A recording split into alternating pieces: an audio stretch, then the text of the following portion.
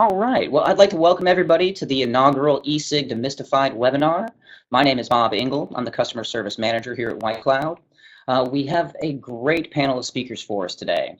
From the National Center of Public Policy Research, it's Jeff Stier. We also have Executive Director of Tennessee Smoke-Free Association, Dimitris Agrafiotis, and Managing Editor for Vapor Voice Magazine, Mr. Timothy Donahue. We also have White Cloud's Director of Corporate and Regulatory Affairs, Mr. Robert Burton. So I'd like to thank all of the presenters for taking time today out of their busy schedules to be with us. And after each presenter, we're going to have a brief Q&A period. Then at the end, we'll do a longer Q&A session and answer any unanswered questions if time permits. However, if we don't get to your question in the webinar, we'll respond to everyone's questions via email at the end. So please ask as many questions as you'd like. All right, well, we're going to dive right into it now. Our first presenter today is a senior fellow at the National Center for Public Policy Research in Washington, D.C. In fact, he is the head of their risk analysis division, Mr. Jeff Stier. Welcome, Jeff. Thanks for having me on. Oh, you're welcome. I'm glad that you can make it here with us. Now, Jeff, most of the people joining us today are e-cig users. Some are industry professionals. So we can skip over the broad strokes of what an e-cigarette is. One of the questions that comes up from time to time, what exactly do you mean by harm reduction?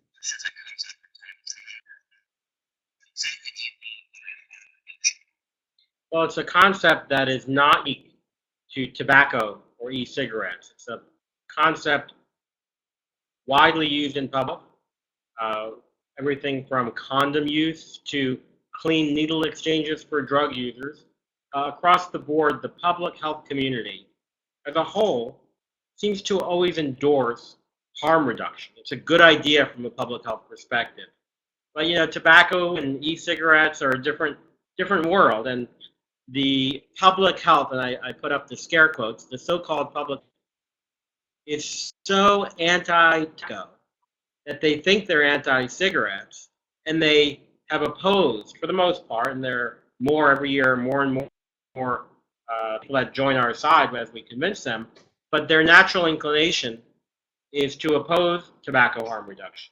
So I applaud my co-hosts who have done a great job of educating and advocating on this issue. We're making tremendous progress. Harm reduction is very simply a widely used tool to decrease the risk of an activity to a less harmful activity. Not that it's safe, but it's less harmful. And I would love to live in a world where everything's harmful. Absolutely. Well, Jeff, you know, the e-cig community has been talking about the FDA deeming regulations for some time now, and many people see these as a sense of impending doom.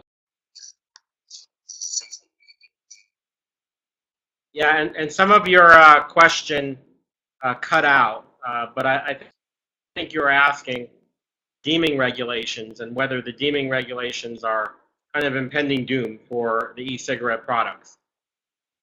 Yes and Exactly. no. Yeah, sorry. There are, like, we don't know what the deeming regulations say. They haven't, the final rules haven't been published. We have a proposed rule that is very problematic.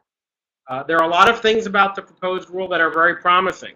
A lot of things that the FDA has been saying about e-cigarettes, how they are, it's the smoke that kills people, it's the nicotine that's addictive, but not as harmful as smoking. So the FDA has said lots of things that are positive, but they have behaved in a way, this is kind of nuanced, but it's important, that these deeming regulations that Congress required the FDA to implement, tie the FDA's hands, and require a grandfather date.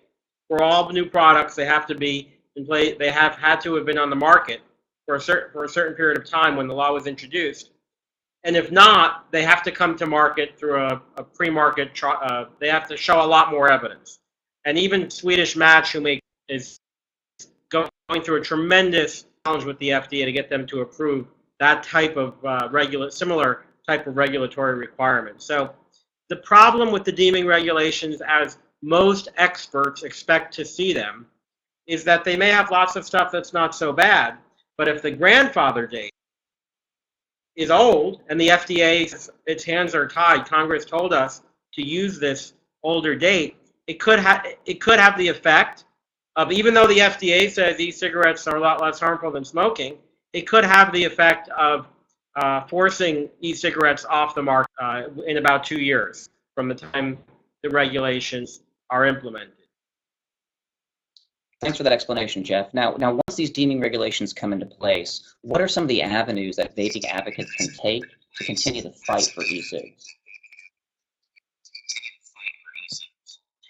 That's a critical question, and the way I see it, everyone's been advocating and doing a great job on this issue for some time, and there's all this hype about the deeming regulations, as if this proposed rule is the be-all and end-all, and we've got to fight hard until they come out, and then it's over.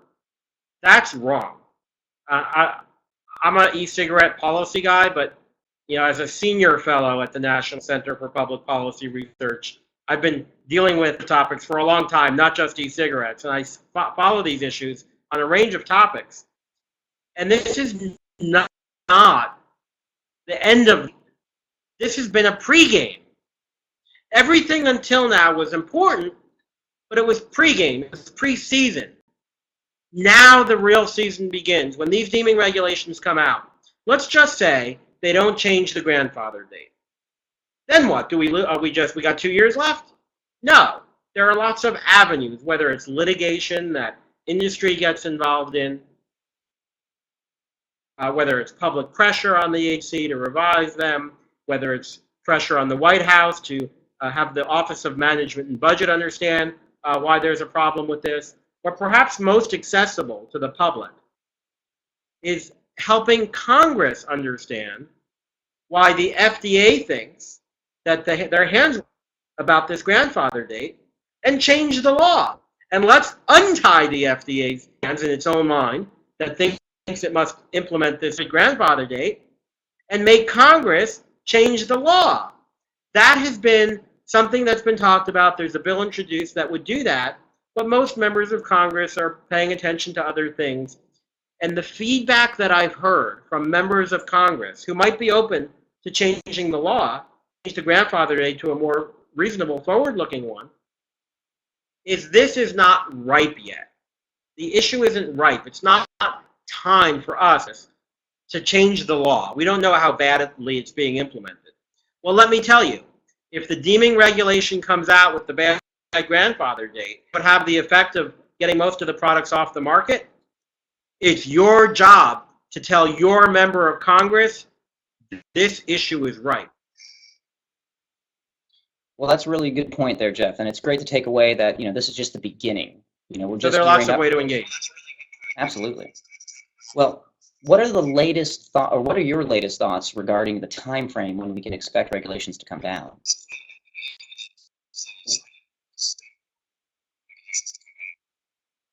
I have seen some fantastic reporting on this topic by Timothy Donahue that I think said late June. Now we're in August, and we haven't seen the proposed rule. Nobody knows. So it would be merely speculation, and certainly Tim didn't really coming out then. He reported on what he heard. So the bottom line is we need to be prepared because it could come at any day. But I'm holding out hope that maybe Mitch Zeller at the FDA has been hearing what I and Dimitri and others have been saying, that maybe this deeming regulation of the grandfather date as is not a good idea because it won't further your goal, Mitch Zeller, of reducing the harm from tobacco. And he has stated that their hands are tied on the deeming regulations grandfathered. So maybe he's looking for a fix, and maybe that's why it's taking this long. Only be hopeful. So it's speculation, but the bottom line is we have to be prepared as if now is the time. That's a great point there, Jeff, and I appreciate you filling us in on that. Now, we know regulations are designed to keep the public safe and healthy, but at what point do regulations begin to have the exact opposite effect and begin to do more harm than good?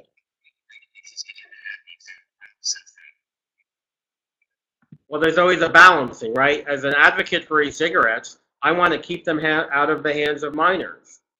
I want to make sure that new people aren't beginning to take on, become addicted to nicotine and then switch to smoking, which is, these allegations are being made. So as a public health ad, I want to have regulations, and I want to make sure that they're made in such a way that there's a benefit to public health. I think that's great. The only way to really know is to use science, to use real-world data. And unfortunately, there are advocates out there who the FDA has hired to do that science, like Dr. John Pierce. The FDA is hired to do research biased against these products. So you have to balance. So it could very well happen that if people hear, and I hear it every day, people say, oh, I heard e-cigarettes, they're dangerous, they're kind of like smoking. That's doing harm to the public health today. So, there's always this balance. The question is, you get the right balance. You need that balance to be informed by science. But my concern is that some of the science that the FDA is doing, and some of the scientists that the FDA is hiring to do it, are already leaning against it. And that will not lead to better regulations which protect public health. Thank you for that, Jeff. Yeah, it seems like, pre-existing bias can lead to down the path of going for the answer that you want to find. We're running a little long here, Jeff, so we have time for one more question before we get into the Q&A with the attendees. So we're seeing a decent amount of state-level regulations right now. How is that going to play when the FDA comes down with their regulations? For example, will the FDA regulations supersede the state regulations? Well, the FDA regulations will not supersede the local smoking bans. That's the smoking bans that are expanding the language to now include vaping bans. So do not think that once the deeming regulations come along, everything's out the window.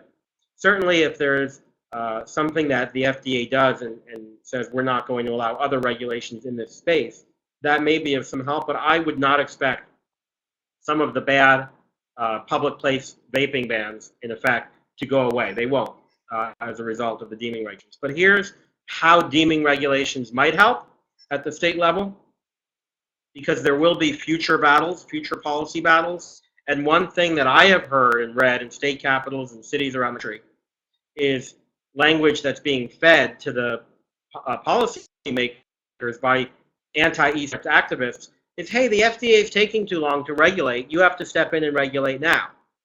And once the deeming regulations come, we can then go back to city and state governments and say, look, the FDA is dealing with this. Don't do anything that undermines this balance that the FDA is trying to achieve.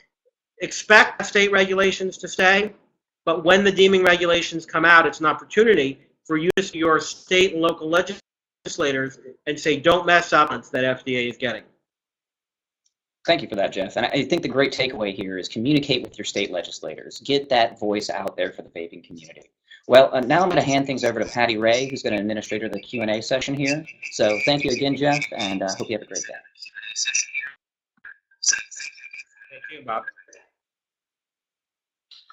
Hi, Jeff. Thanks for that. Okay, we do have a lot of questions. However, we only have time to get through just one today. So this question is, can you clarify the name of the bill that you referred to, the HR 2058, so that viewers can contact their congressional reps? I can't think of it off the top of my head at the moment, but I can certainly tweet it, get off the webinar, and you can follow me on Twitter at Jeff A. Stier, S-T-I-E-R, and I'll put it out on my Twitter feed as soon as we get off the air. Okay, great. Thanks so much for that, Jeff. And we will, of course, get any questions answered via email for everyone as well.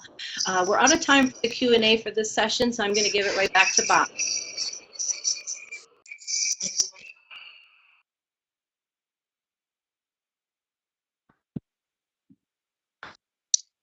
Thank you for that, Patty. Well, Jeff, thank you very much for attending. We still have many questions coming in, so we're going to do a longer Q&A session at the end. More than welcome to hang around, Jeff, but if you have somewhere that we can send questions to you via email, and we'll respond to all the customers via email after the webinar. But thank you again, Jeff.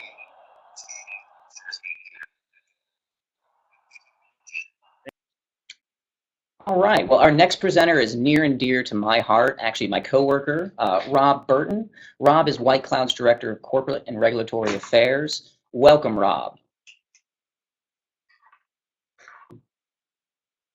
1 second. Just one moment here on Rob. We're having a little bit of technical difficulties, but we'll get him in as soon as possible. Hey, how you doing, Rob? Hey Bob, how are you? I'm doing well today, thank you. Okay, Rob, we're going to turn things over to you, and you can take it away. Thanks very much. I do have some slides here. I'm not going to go through all of them. They will be made available to everybody online. This is some research, and it's nice that I can follow Jeff on this as well, because I've been with Jeff a few times when we presented at open sessions to the FDA, and the FDA obviously asked for information and research. But as Jeff said, I mean, a lot of the people that are doing that research, they're often selective in what they report, and not always the areas that add any benefit to the potential regulatory environment. We've actually partnered and have a long-term affiliation with the University of South Florida down here in Tampa, and we've been doing some behavioral research, and that behavioral research has really been focused upon smokers, and in particular, which this next slide demonstrates, the behavioral observations, and what are those things that stop smokers from going to potentially safer alternatives such as electronic cigarettes. When they try them, what are the things that actually make them fail and go back to smoking, or alternatively stay with electronic cigarettes? The study design, I shan't go through all of this, but basically it was on two parts. It was what we call qualitative research, which basically means that it's us talking to people and running focus groups and one-to-one interviews and getting their anecdotal evidence, getting their personal journeys, and also the experience they went through, both good and bad. So unlike a lot of the research that's been carried out in this area, this was done on a population basis. So it wasn't just looking at people that are already vaping and already successful vapers. It was looking at a population that was representative demographically of the United States. It was conducted through a research company that had experience in this. And we used the University of South Florida to structure this to ensure that we could present this data with impartiality, that it wasn't seen to be influenced either by White Cloud or by another association that could ultimately drive the results to their own means. One of the questions we asked people was, well, why did you smoke? Why did you start smoking in the first place? A lot of it was, no surprise to hear, people thought it was cool, influencing by other people. Men were interesting because they said that the movie stars of the 50s and 60s were a big influence to them. However, with electronic cigarettes, the interesting thing was that people said they weren't influenced by advertising, which obviously contradicts a lot of the positions that many have said about TV advertising influencing people to start electronic cigarettes, and the concerns that rather than attracting smokers away from conventional tobacco, it was bringing in new people from non-smoking environments to the electronic cigarette area. The motivation really for this, and again, I'm not surprised by this, and most people won't be surprised, the motivation was about becoming healthier. There's some other observational things, and these are anecdotal evidence here, not wanting to smell bad. The ritual of holding a cigarette as well, again, behavioral rather than addictive. The puffing process, retaining those social boundaries as well, so that they can still be with the people that they used to be with as a smoker without necessarily feeling as though they were inhaling anything that was bad for them. Also the cost element, and that was an important factor as well, particularly making sure these products were not more expensive than existing combustible products. The times that they use their electronic cigarette was stimulated by various behavioral and physiological means. Physiological being the nicotine craving. Although there is a theory, there's a thing called the phagosome index, which suggests that, like cigarette smoking addiction, according to Carl Fagerstrom, is driven by the first cigarette of the day, which is the only one that's purely influenced by addiction, because there's no other behavioral elements. You wake up in the morning, the time that it takes you to want your first cigarette of the day is effectively an indicator of your level of addiction. And the behavioral aspect beyond that, the time of day, after a meal, when you're in the car, when somebody comes and asks you if you want a cigarette break, those are the behavioral aspects. And they mirror the same things for electronic cigarette use, including the socialization and also the psychological element in terms of feeling of stress release and relaxation, enjoyment. However, the perceptions of the electronic cigarettes, and this is changing, has changed significantly, particularly in parts of Europe. Whilst most people consider them to be healthy, there's been a change in people's view on whether or not they're as healthy or not as healthy as conventional tobacco products. And this raised itself in this particular study where there was a need for more conclusive health benefits and research that demonstrated that. And that a lot of society considered electronic cigarettes to be just as bad as conventional tobacco products. This is really for, particularly with the visible elements, that people saw vapor and considered it to be smoke, and thought that it was exactly the same level of contamination or risk associated with secondhand smoking. And that linked itself to this word that we saw several times, which is the word pariah, which came out, feeling that e-cigarette users were just as tarnished as conventional tobacco product users when they were seen vaping. The barriers that stop people from switching from smoking permanently to vaping was particularly butt quality and the variance in that, trying to find a product that matched what they were looking for in their tobacco products. And in many cases, particularly females, this was driven by a desire to just replicate that cigarette. And we had several quotes that said, I just want a Marlboro Light in an electronic form.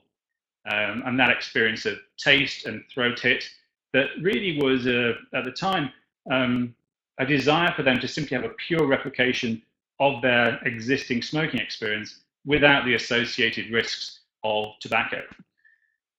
The other things really that people were after is an openness around the product. So what was in it? What were the ingredients? What were the contents? What was the data around the risks of any of the emissions or the vapor that was coming out of it? And a measure of how much nicotine they'd inhaled. There was also a desire, and this is interesting from the focus groups, that there was a need to educate the rest of the public about e-cigs so that their own perception by the public was improved, that they weren't treated as these pariahs that were seen to be doing exactly the same or intaking the same harmful products that smokers were. And there was also a unanimous comment that e-cigs should not be regulated the same as tobacco and traditional cigarettes. But also that these participants did not want regulation that restricted their ability to use e-cigs, which was often the driving force for using them in the first place, that it wasn't tobacco, it wasn't smoke. You weren't producing thousands of harmful chemicals in the emissions. And therefore people could use them when they're in the office, in the car, at home, without having those restrictions associated with tobacco products. So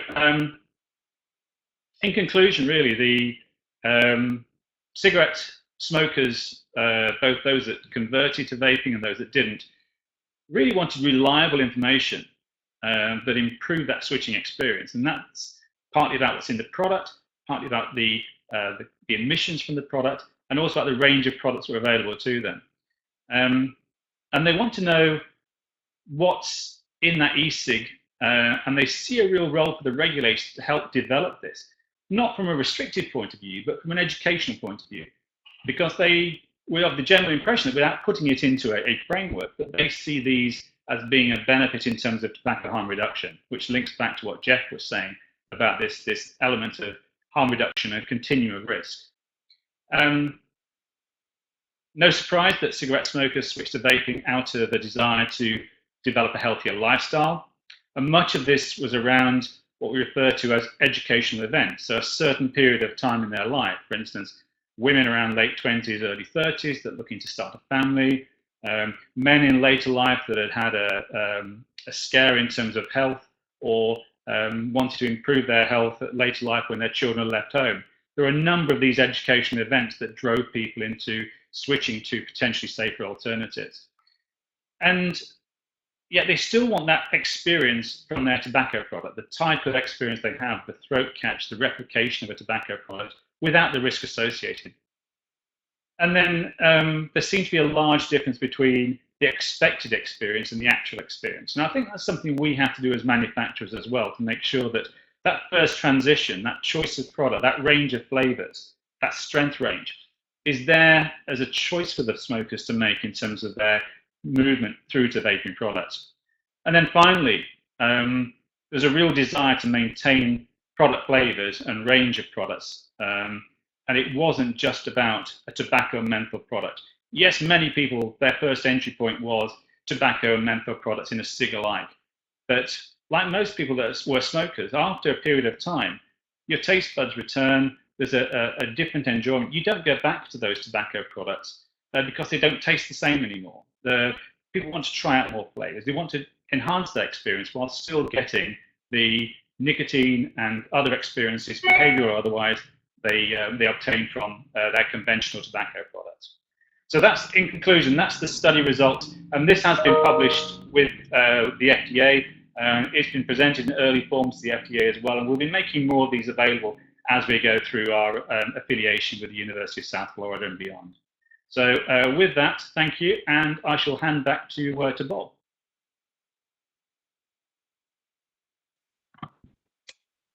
Well, thank you for that, Rob. It was very interesting information. It's interesting to see how social society factors can affect decision making. We have time for a couple questions here, so I'm going to hand it over to Patty Ray, who will moderate those questions for us. Take it away, Patty. All right, thanks again, Rob, for that. We do have quite a lot of questions, so let's get through as many as we can. We have a question: how heavily does motivation to quit smoking and the levels of that motivation influence electronic cigarette usage? There is a very high motivation to quit. I think the figures are over 70% of smokers in the US surveyed last year had a desire to quit. Historically, very few of those have actually succeeded with the nicotine replacement therapies, and certainly in areas that I've seen the data, Europe, for instance, nicotine replacement therapy, people succeed in less than 3 to 4% without any other form of consultation, any other forms. So there's a huge desire. And in the past, those products that have been around for people to use as moving away from tobacco products have never been really satisfactory. Now, we don't promote electronic cigarettes as cessation products. I should point that out. But obviously, we target adult smokers that are looking for a less harmful way of getting their nicotine and the behavioral satisfaction using electronic cigarettes. So there's a huge desire, and what we try and do with the research that we're doing is understand what is the best type of product that will help them satisfy that desire without having to go back to tobacco products. Okay, thanks for that answer. Next question, this is pretty good. Does the desire for flavors after a few months of vaping imply that the behaviors related to their former smoking habits are changing? That is a good question. I think that the desire for flavors is one of normal society. I mean, it's the tobacco flavor products that people use are driven by the actual tobacco flavor. That means cigarettes are made from tobacco. There's only so much you can do with a tobacco product to change that particular flavor, menthol being the major one of them. When people move to electronic cigarettes, I mean, it's like any other desire for satisfaction of flavors and foods and products. But it's almost a case of what we tend to find is that people almost their desire moves them away from tobacco rather than moving into other flavors. So the flavors are there as an opportunity. We see most people moving from tobacco and menthol into initially flavors like vanilla, but then they go, I mean, there are thousands of flavors now. And quite frankly, I mean, if that's stopping people from reverting back to tobacco products, then I welcome flavors. Great. Thanks for that information, Rob. We're kind of running out of time here, so we need to move on to the next section. But Rob, thank you very much for joining us. We're going to have a longer Q&A session at the end, so please stick around for that if you have time. Our next presenter this afternoon is editor for Vapor Voice and tobacco reporter, Mr. Timothy Donahue. Welcome, Tim. All right, here we go. All right, well, we'll hand it over to you, Tim. Hello, You're welcome. Thank you for White Cloud for having me. Hello, everyone. Thank you, White Cloud, for having me. I do want to mention anything I say here is not necessarily the opinion of my employer, Spectrum Communications. What I'm going to talk about is deeming regs from the perspective of a reporter who's been covering the industry for 3 years. I hate talking about the future because there are so many variables. I'm basically going to give a sort of overview of where we stand now, along with just a little bit of prediction. First, I don't think the FDA is going to be able to enforce most regulations for at least a year, if not more. They still have a lot of work to do. It is also possible when the White House's Office of Management and Budget, the OMB, looks at the deeming regs and the possible economic impact, it could send back something completely different than what the FDA proposed. There is plenty of hope, but it's a waiting game. The FDA was expected to have deeming regulations ready and sent to the White House in late June. I asked the FDA if they would tell us when or if they were sent, but they never replied.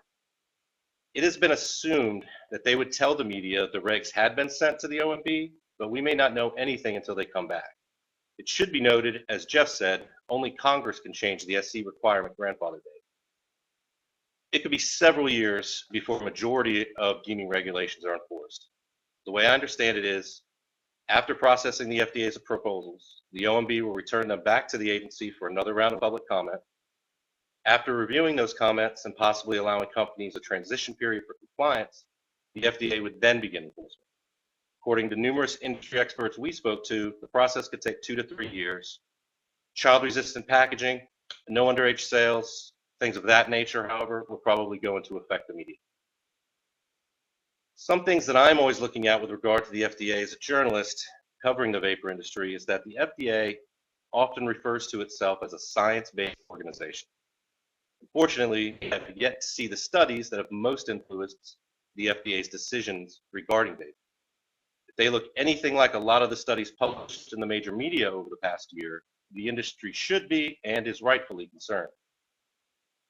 So the FDA claims it makes its decisions based on sound science. The problem with the vapor industry is that not only are there numerous conflicting reports and numerous studies that are valid, there are also a mountain of studies that simply use bad science.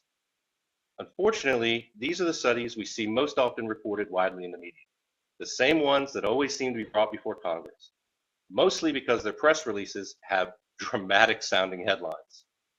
This morning, ABC 13 in Houston, vapor tricks could lead more teens to e-cigarettes. The Associated Press, electronic cigarettes can harm the lungs study. Technology Times, e-cigarettes not safer than ordinary cigarettes, contains high concentration of formaldehyde. The Guardian, nicotine is a poison no matter how it is delivered. Or this headline, the Wells Fargo Pioneer yesterday, which is for a story about a high school student who was an already smoker who quit cigarettes and switched to vapor. High school smokers switched to e-cigarettes. That headline made the story seem way worse than it was.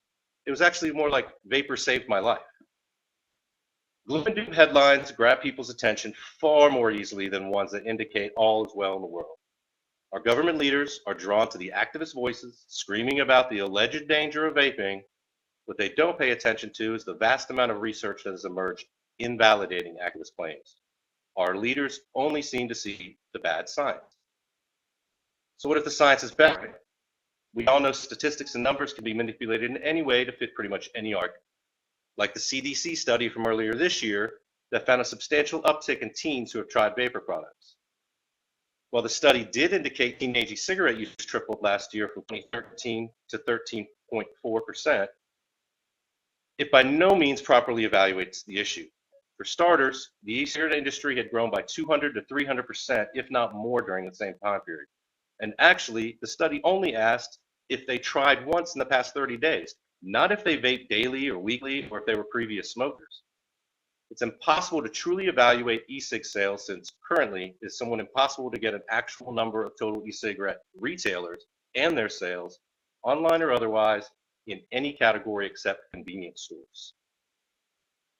The CDC study also downplayed that teenage combustible cigarette smoking dropped to 9.2%, a 25% drop from 2013 and a 42% drop from 2011. It's the first time that teen smoking percentages in America have hit single digits. That should have been the headline. Instead, just today in the Washington Post, in an e-cig story, it ended with this statement. The U.S. Centers for Disease Control said the number of teens using tobacco alternative tripled between 2013 and 2014. That's it. No other insight, just 300% more kids are using e-cigs.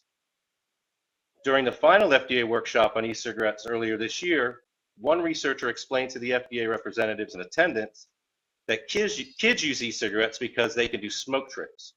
It was a headline in an ABC News outlet yesterday, in fact. Adults think smoke tricks are pretty cool, much like adults also prefer flavors.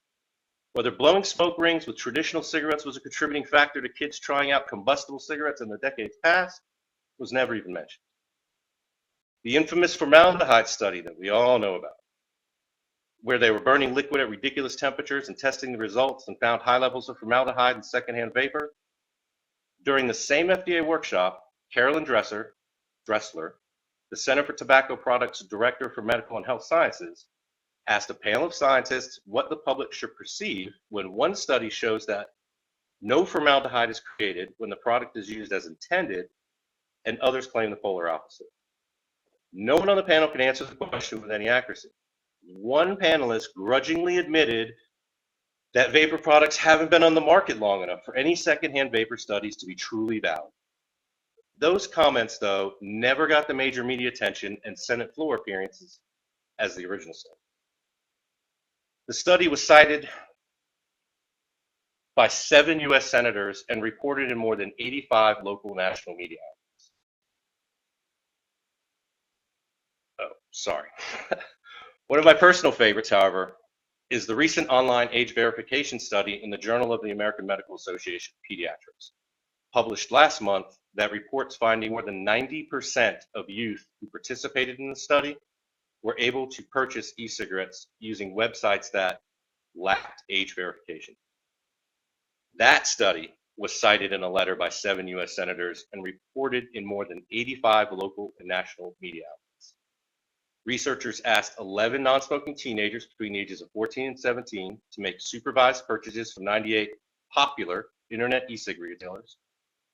The teens visited the specified websites, which were not revealed, and attempted to purchase the cheapest available disposable e-cig, or if unavailable, a starter kit. The purchases were made using a credit card, which was often accompanied with the use of a parent's and cardholder's valid state-issued identification. The study's authors allowed the teens to pose as their parents and misrepresent their age and identities by checking the box they were 18 or typing a false birth date, and then making the final purchase using all the parents' correct information. So identity theft was totally cool in this study. The reason for this, the researchers said, was they were assuming that the youth would have easy access to their parents' ID and credit cards. The industry knows it needs to do more to combat youth use, and numerous companies are being extremely proactive in developing software and protocols. Additionally, allowing youngsters to pose as their parents is problematic since it puts the burden of preventing consumer fraud unfairly on the vendor. Exactly how this study exemplifies the true state of youth being able to purchase vapor products, I can't answer, but I can say it definitely wasn't worth the media attention it garnered. Another result of regulation, whatever they may finally look like, are those that are coming. How many? What will be argued exactly? There are an unending number of possibilities. It will be argued that the FDA only has the authority over nicotine-containing liquid and its containment device, not the vaping devices and their batteries, which should fall under the Consumer Products Authority, much like other technology products. This argument probably isn't going to fly, but we'll see. Strangers have happened. Various vapor industry attorneys are currently looking at the Cetera case that give the FDA authority over e-cigs based on the Tobacco Control Act. That argument would be made that vapor companies would be non-parties and therefore not bound to terms of the Tobacco Control Act and maybe not bound by the FDA regulations. This argument may have some teeth, but we'll see. The FDA has said it will consider nicotine derived from non-nicotine sources or synthetic nicotine as a drug, along with its much more expensive and complicated process to bring a product to market. Attorneys will argue this is excessive as nicotine is more similar to caffeine and should be regulated as such. It's a pretty solid argument, but it needs some sound science to back up the theory. Did I mention the age verification study was cited in a letter by 7 U.S. senators and reported in more than 85 local and national media outlets, and nobody reported that the teens could pose as their parents. These are the types of things we need a united vapor organization for, so the industry can fight the nonsense as a united voice. We need to increase public awareness of the valid studies with strong supporting scientific evidence of the benefits of vapor. Unfortunately, people more often than not believe what they are told. We need to start telling the public the truth, and we need sound science to support it. We also need to write better headlines. And that's it. All right, thanks, Tim. We have time for one question here, and we've touched a lot of so far on flavors and children and things like that. Why do regulators view flavors in e-cigarettes as targeting children, but do not take the same stance with flavored alcohol? Well, we don't have many flavors of alcohol called Flying Unicorn Bubble Guppy or any of the other ridiculous cartoon character names, or have, alcohol that's cotton candy, but it's not cotton candy Fruit Loop. And it's probably more in the name than the actual flavor. All right. Thank you very much, Tim. We are out of time, so I'm going to hand it right back to Bob for our next presenter. Thank you so much. Thank you. I appreciate that, Patty. Our final presenter is one of the most active. Hi, sorry about that. Our next presenter is one of the most active and well-known figures in the e-cig advocacy. He's the founder and executive director of the Tennessee Smoke-Free Association and a successful blogger and YouTuber, Mr. Dimitris Agrafiotis. And he's also well known as the Vaping Greek. Dimitris is joining us today all the way from Greece itself, and so we're glad you could take time out of your day, Dimitris, to be here. We're very excited to hear from you. So I'm going to go ahead and turn it over to you now and let you take it away.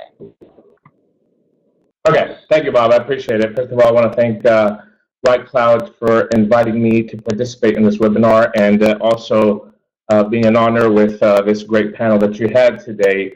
I want to touch on something a little bit different than what the other presenters have touched on, and that is the state issues that we're facing right now. Everybody knows in the United States how the federal government works, and it works at a very, very slow pace. The FDA has a very difficult job on their hands, and that is trying to fit a square into a circle with this product. And whatever regulations do come, as mentioned by the previous speaker, will take a while to be enacted. And it's probably going to be a process of regulations that are going to be coming out for the safety of this product, ultimately to the consumer.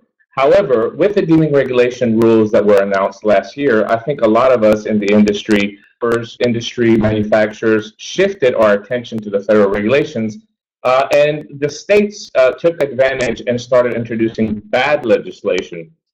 States can, even local municipalities, cities, counties, and states themselves can pass laws that can affect the vapor industry immediately.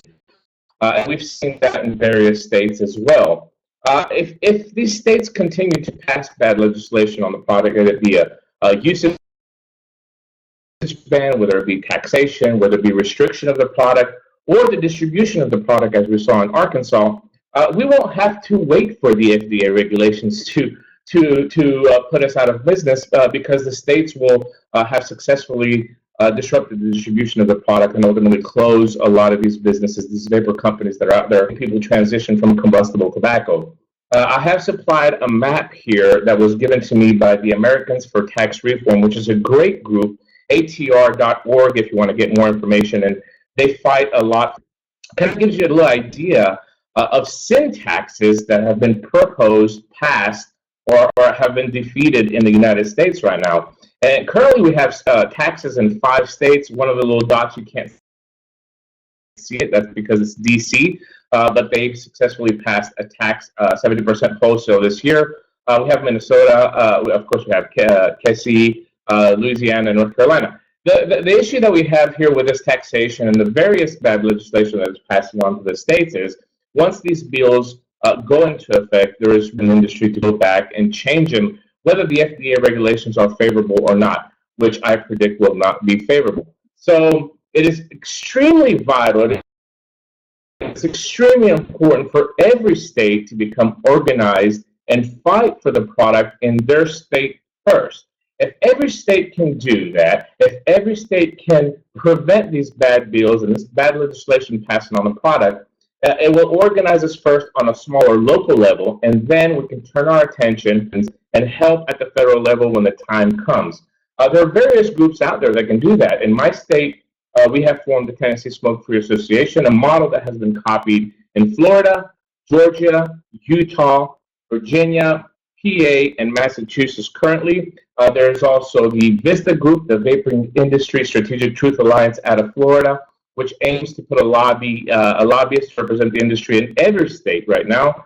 And also SFATA, the Smoke-Free Alternatives Trade Association, which is a national federal group that also has local state chapters in various states trying to fight bad legislation. No matter what group you choose, no matter what group you decide to support, if there's not a group in your state, it is extremely vital, once again, I'll have to say, to get organized, because our attention to the federal regulations, we have kind of let these states take over. A lot of this bad legislation is coming from our opposition. It's coming from big companies that really cannot compete in the vapor space. And they're forcing, through regulation, to put everybody out of business. And most of all, for us, the people that use the products, they're forcing us to limit our choices and limit the availability and the affordability of this product. A product that has helped millions transition from combustible tobacco, and ultimately might have saved their lives. Listen, states depend on tobacco tax. We know this. More people that are transitioning to vaping, more their cash registers will be coming short year after year. Even if you defeat legislation in the state, more likely it's going to come back next year. So it is unfair, it is unethical for states to be punishing their citizens for quitting smoking. So if I have anything to the audience that's listening in your state that you can support, whether you're a vapor, whether you're industry, whether you're a retailer, or even a manufacturer, start something yourself and get organized state by state. And if we're able to succeed and fight this bad legislation, then we can certainly take this to the federal level when the time comes. Great, thank you for that, Dimitris. Well, we got time for a brief Q&A session with you, Dimitris, and then we're going to go into a general Q&A session here at the end. I'm going to hand it over to Patty Ray, and she'll administer the questions. All right, thank you very much. We do have several questions. So the first question, there was a couple of questions surrounding this aspect, so I'm going to kind of combine some. What can people actually do to help fund more research? What resources could you give them to go to help that research? Certainly, the one website that I can that I can name right now is e-cigarette-research.org. That is Dr. Constantinos Farsalino's website. Personally, he has over 30 peer-reviewed and published studies available on electronic cigarettes. I have actually participated in a couple of them. We have funded one through the Tennessee Smoke-Free Association, and also we have crowd-funded a couple of studies. One that debunked the formaldehyde study that really, made huge headlines last year, which was a really bad study. And our latest study now, which is a temperature control study, which is kind of going through the aspects of temperature control and the stuff that the opposition is bringing to us. So e-cigarette-research.org is certainly a good start. All right, thank you very much. Okay, another question here. I'm going to pose this one since you are in Greece today. How much more difficult is it to get electronic cigarettes and e-liquid in Greece compared to the United States? It is not difficult at all right now. Greece is part of the EU, unfortunately, but we will be complying with the Tobacco Products Directive, which again, like the FDA Deeming Regulations, is a bad bill. There's some really bad wording in the TPD here in the EU, which will be enacted next year. Hopefully, we might be able to prevent that with the activation of the different countries here in the European Union. But right now, everything is accessible. Anybody can get anything that they want here. In fact, the last year we have seen a huge uptake again in electronic cigarette use in Greece, partially being brought on by the austerity measures because simply vaping is cheaper than smoking. but also there's a lot of more people discovering that it is a less harmful alternative. And the unrestriction that they have now has given them, again, just like we have in the United States, the opportunity to grow. So far, we are okay. Next year, when I come back from my vacation, I don't know if the scenery will change, but so far, okay. Great. Thank you for that, Dimitris. We're having a little technical difficulty here, so we're going to get to a couple more questions, but I believe we're going to move into the general Q&A sessions now. So I'm going to hand it back over to Patty Ray, who's going to administer the questions for general Q&A. We'll bring the individual presenters back in when the question's directed to them. All right, thanks, Bob, and sorry about that, everyone.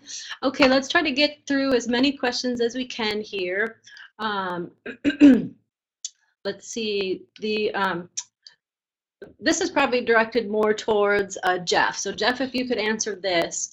They asked, their understanding is with the current proposed regulations, there will not be another comment period.